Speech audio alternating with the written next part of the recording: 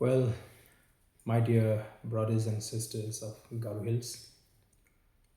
with a deep sense of responsibility and with a heavy heart, I would like to convey this message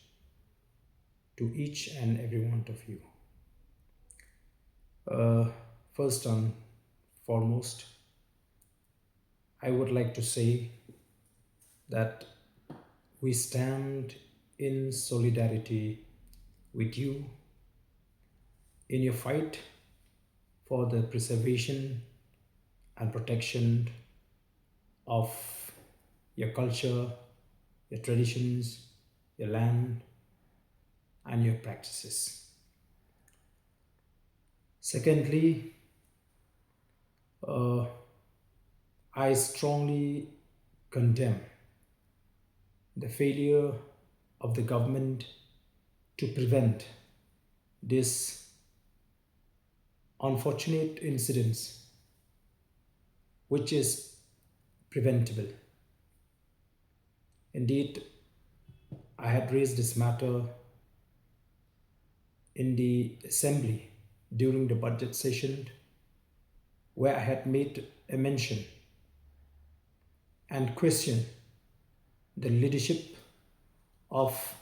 the MDA government when they openly gave a statement that we cannot stop the non-tribal from participating and contesting the MDC election in Garo Hills. I had made a mention in my submission that this careless and irresponsible statement will have a very serious implication, and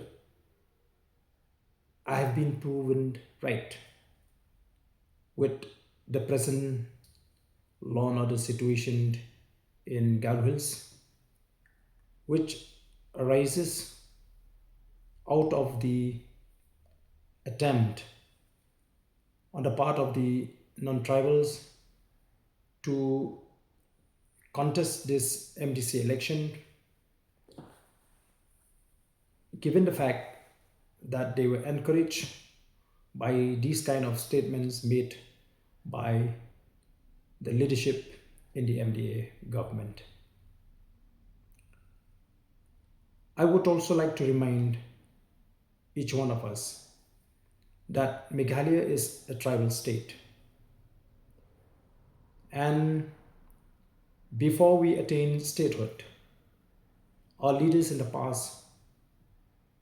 had fought relentlessly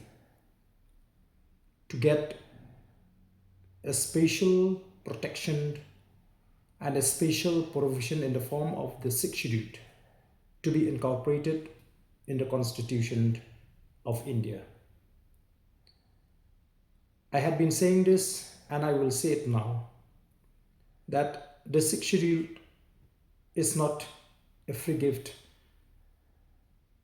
of the government of India to us. It was a result of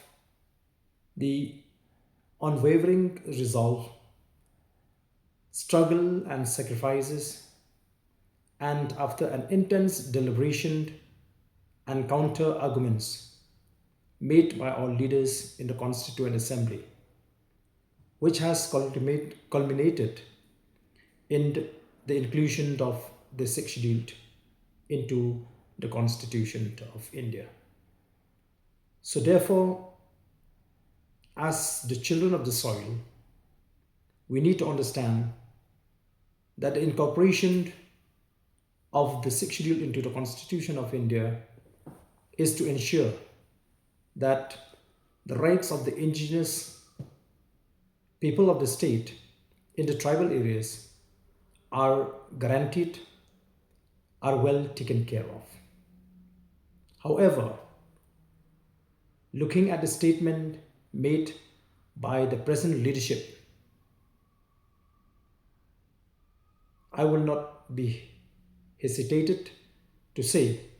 that they have the least concern for the interest of the tribal people. It seems they are yet to understand the struggle made by our leaders in the past and the sentiments of the present generation. Therefore, I feel that as an indigenous people of the state, we must come together and fight for the special protection to be given to the indigenous people of the state. However, I would like to make a humble request and a sincere appeal to all my brothers and sisters in Garoils to refrain from any violent means of protest, because it will only give a government an advantage